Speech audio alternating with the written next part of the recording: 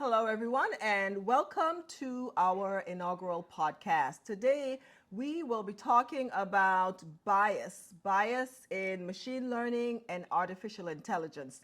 This is a hot topic right now. I am Dr. Yuona. I'm a data scientist. My background is statistician, and so there is a lot of overlap as far as statistics and data science is concerned. Incorporates a lot of the issues when it comes to bias, and so I often talk with my colleague about that, and so we thought we would share our discussions with you. And so I'd like to welcome my co-host.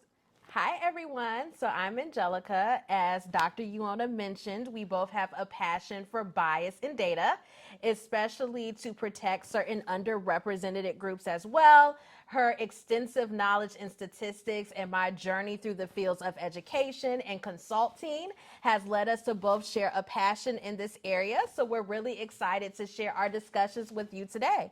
So, Dr. Yuona, what is our first question on our agenda for today? Yes, so the format of our discussions, we're going to talk about what bias is and why it's important. Then we're going to talk about some of the case studies, some examples of actually where bias happened and how, the dangers that it caused. Then we will give some, from our own background, some ways that we use to address bias and minimize bias. And then finally, we'll share with you some things that you can do to take charge of your data and make sure that it's being used appropriately. So the first question that I have for Angelica is, why is this so important? Why is it essential to address the issue of bias in machine learning and artificial intelligence?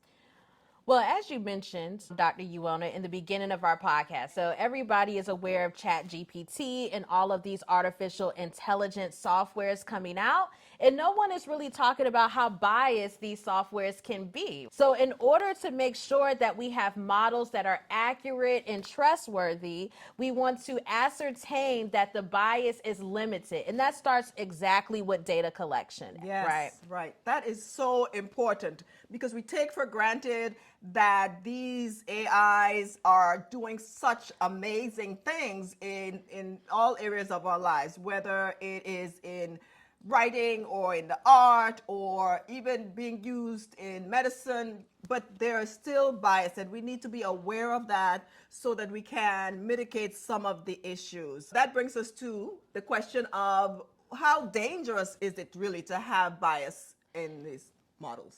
Well, we're going to take you all through some case studies later, but very, very, very dangerous. So bias is when we have an overrepresentation of a certain group or we have an underrepresentation of a certain group. So for instance, you may have data that's 90% female identifying, but then you create a model that's supposed to do healthcare across both genders. And so this model that's going to predict some type of healthcare intervention was trained on a whole bunch of females, but it was launched to also include males as well. So that can be very, very alarming for the males that's receiving a certain healthcare of that nature. So when the dangers of these AI machine learning models is who it impacts. If we're doing models for this big societal impact and our data is not representative of that population, it can cause great harm. Yeah, exactly. And I like how you were politically correct in making it gender. Yeah, female identifying. Female identifying. And so that's an example. But if you think about it, in most cases, it's the other way around, especially when it comes to health.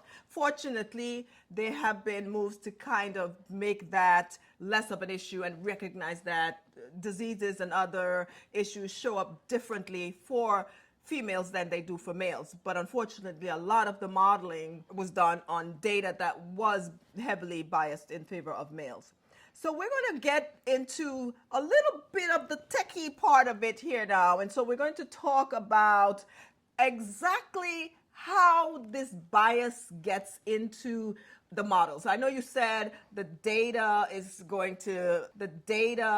of that. If you collect data from a very specific group, then of course we can see. But walk us through how then that gets into our machine learning models and our artificial intelligence models. Yeah, and you just already said it. It starts at the data collection phase. The bias just doesn't randomly come into the modeling phase, as some people may think. So what is the data that you're collecting? Is that data representative of the population that you want to deploy the model model too. So the data, like I said, could have an underrepresented racial group in there. The data could also be missing critical variables needed for the model. The data could also have tons of missingness. And if you impute missingness with your own average, for instance, then the model is just built off of you changing the results. Exactly. It's not really built on the actual data itself. So it's very important to collect great data. So it always starts there, of course. Yeah, and as a statistician, of course, I have to chime in here because when we are doing statistical analysis of any kind, the first step in our procedure is to make sure that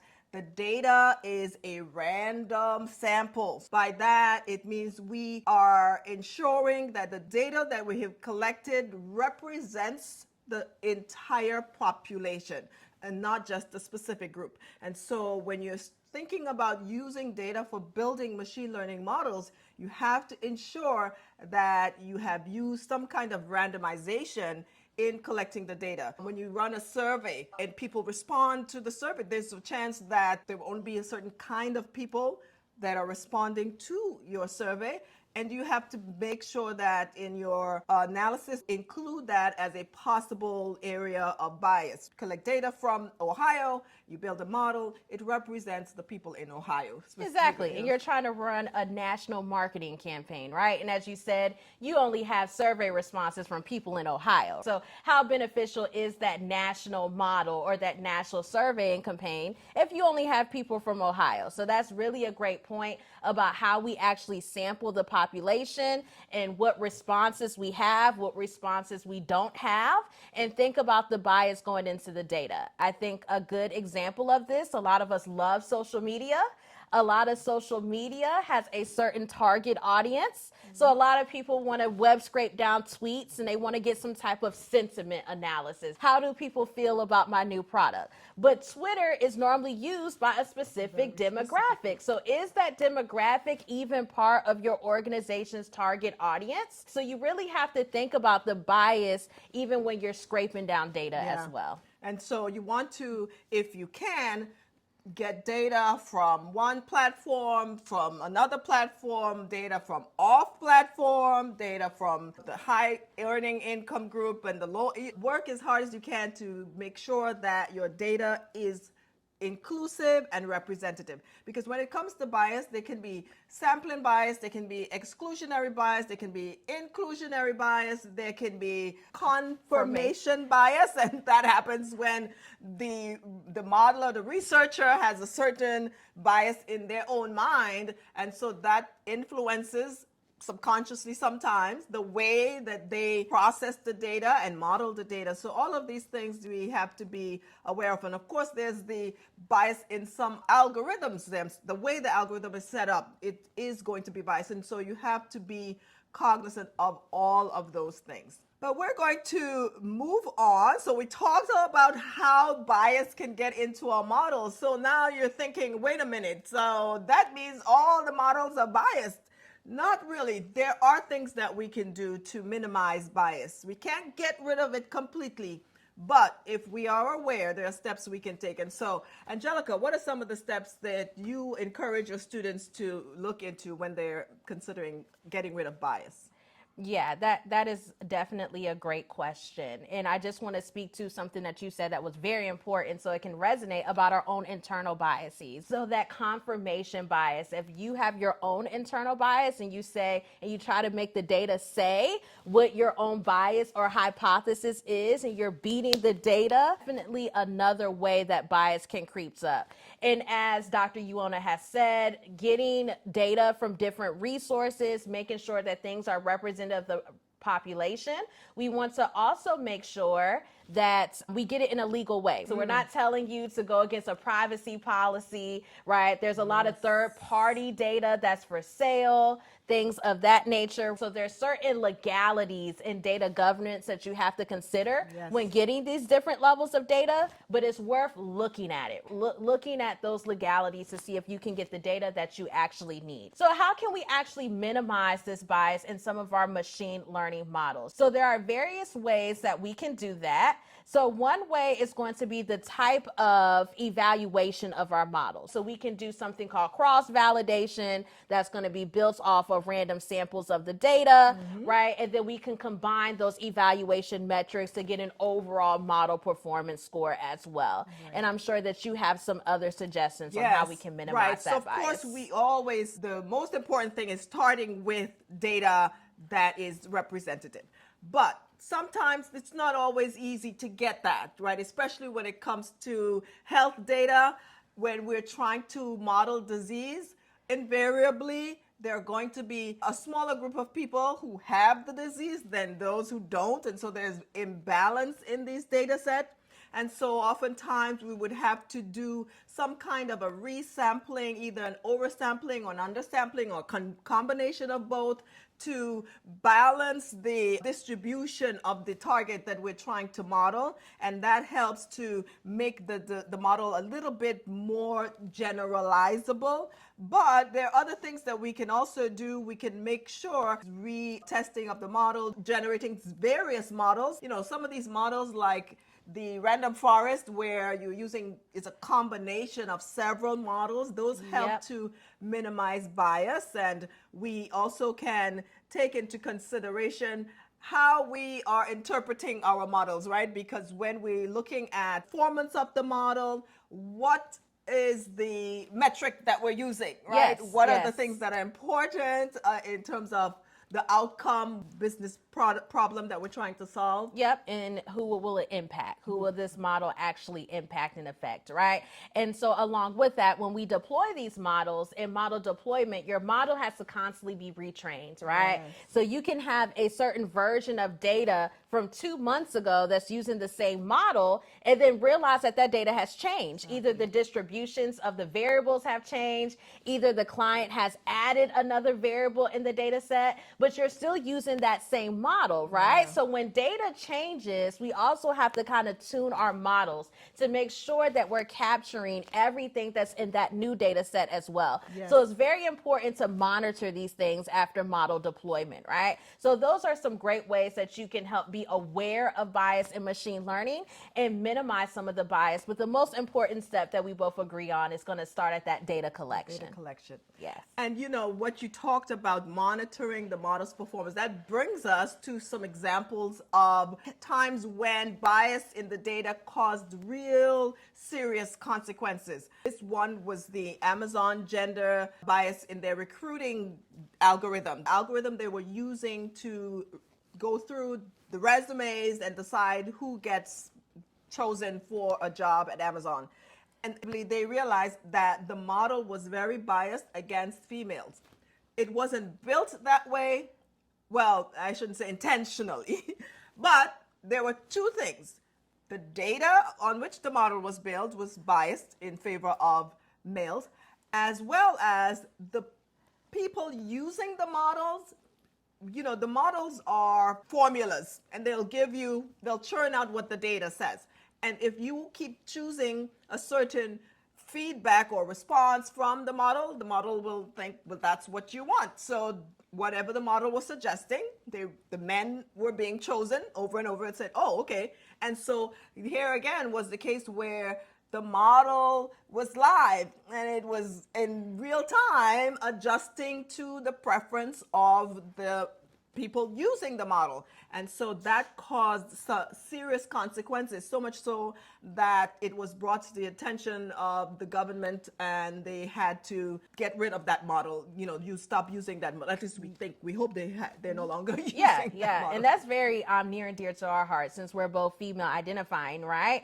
Because the model was trained on pretty much 90% of male applicants, right? So if the model is trained on male applicants, like you said, that's what it's going to search for, is those male applicants. So if you do any type of women's community service, work for a women's focus group, or do any type of women empowerment, and you use the word woman or female on your actual resume, it was kicked out Right from away. you obtaining a job at Amazon, right? So that is a way where bias actually impacted, like you said, our economy and ultimately our workforce as well. In a negative way.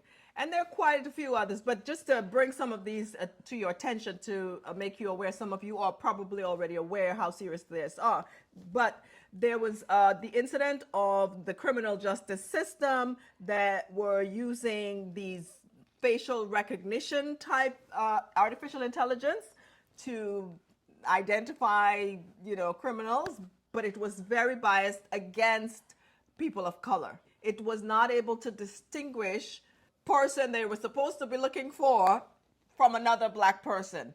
And it was identifying black females as male and just causing a whole host of problems. And they had to, of course, get rid of that, the use of that artificial intelligence, not after it had caused irreparable harm to a lot of people. Yeah, So, a whole bunch of black people being behind bars, Yeah, right? yeah. So we want to intervene before we make a model that can kind of predict this recidivism so that people actually return to jail. Because as you said, it was very biased. Once again, we both identify in the African American community, right? And so therefore, these controversial models such as that, I think I was telling my students, I actually donated my face to one of these models, and it only predicted me with 40% accuracy, but then predicted my white colleague with 98% accuracy. Yeah. Because some of these models were trained on pictures taken at night, right? So it's something as simple as looking at the lighting of your pictures that can really impact your model's performance, Yeah. right? Because darker skin tones are harder to They see show at up night. differently. Yeah, and they confuse me and you together and me and any of our other African American counterparts. And So especially this, when we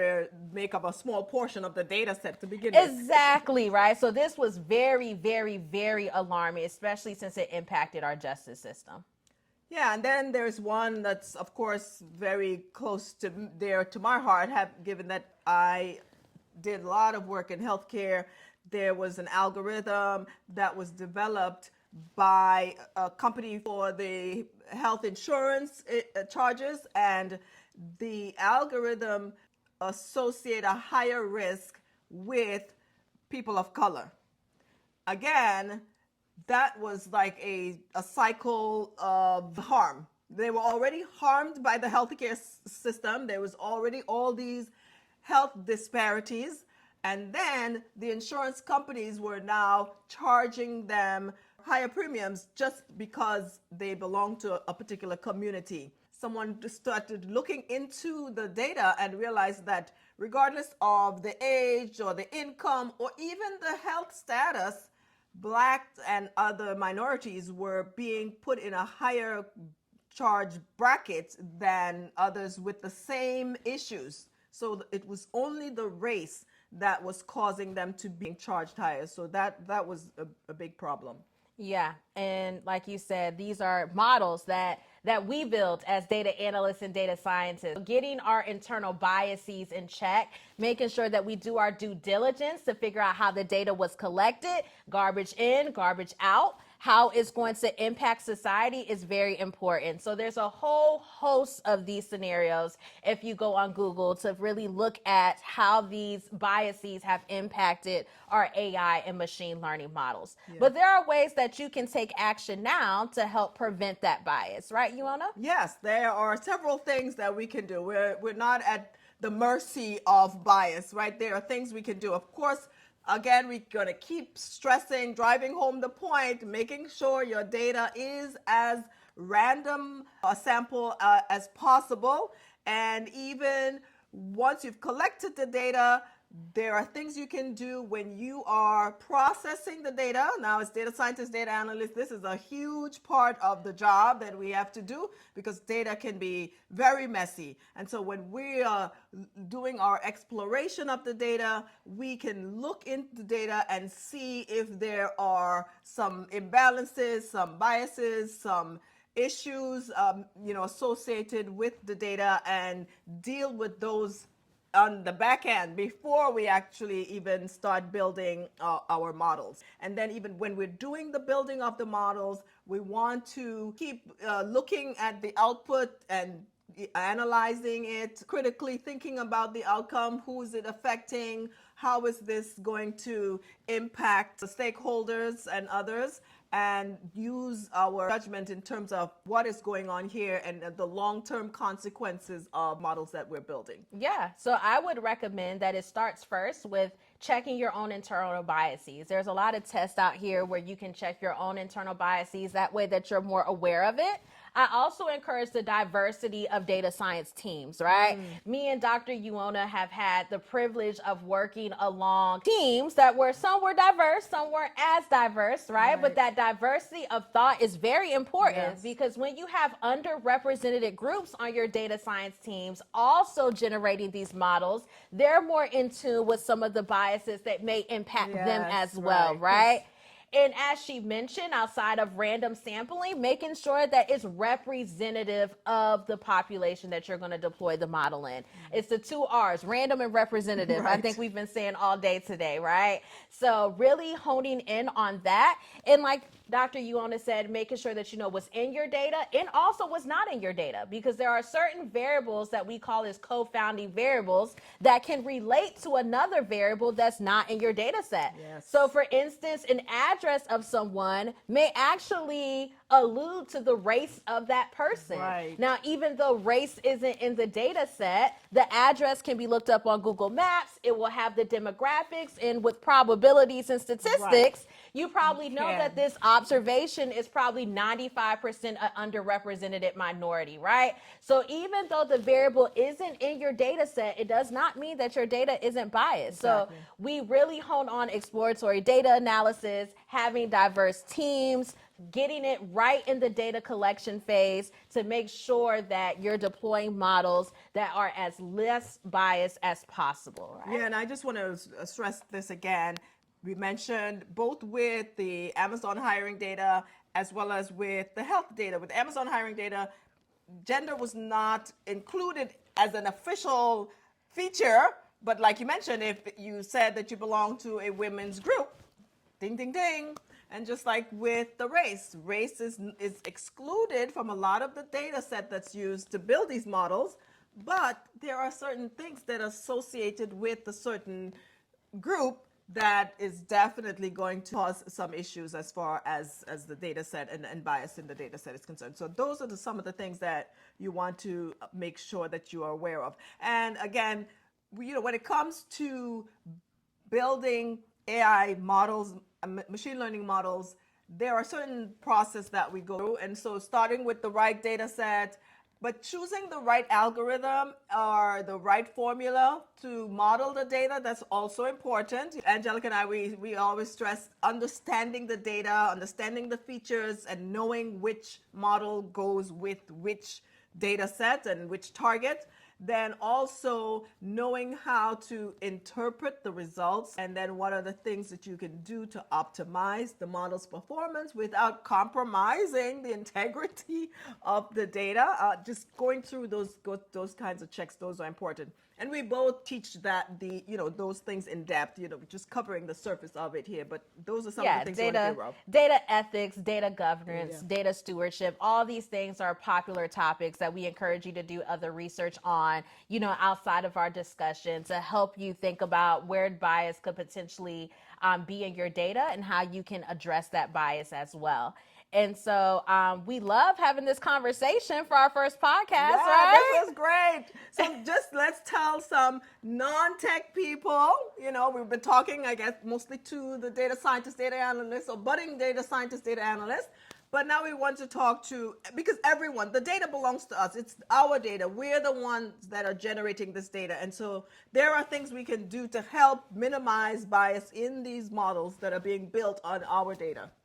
Yeah, there definitely is. I think we talked a little bit about the collaboration, right? And things like of crowdsourcing, right? Yes. So there's a lot of open source projects where people from all walks of life can collaborate on, right? To help people be more aware of data science and whether or not it's being ethically used. Yes, that's right. So collaboration, making sure that we have a team, just like the data should be representative, the data science team should also be representative. And not just the data scientists and the tech, but also non-tech people should be part of the teams that build these models. Then also you as generating data, understanding somewhat how the data is being collected, where it's going, how it's being used, just increasing your own data literacy. And Angelica and I, we both teach courses. In fact, maybe that will be the topic of our next podcast, data literacy. But being aware and understanding some of the issues, not being afraid, don't shy away or don't think to avoid that you won't participate. No, that's not it. You have to be aware and take charge, and you can shift the tide in terms of how AI and machine learning can be more of a benefit to all of us as it is intended. Yeah, I always encourage my students. My students love Instagram, they love Snapchat, they love TikTok. Try to look at them terms and conditions, right? So see where your data is going at first, right? And see if you would agree with some of the ethical or non-ethical uses of your data, right? And then that will make you more aware of the data that's coming in and out of your organization or the company that you work for. So I will challenge you all to do that. Yes, definitely. So we are advocates of data literacy. Learn more about your data science, data analytics. It's fun. So join us on this journey, and hopefully we'll get feedback from you. Let us know some questions you may have, other topics you'd like for us to cover.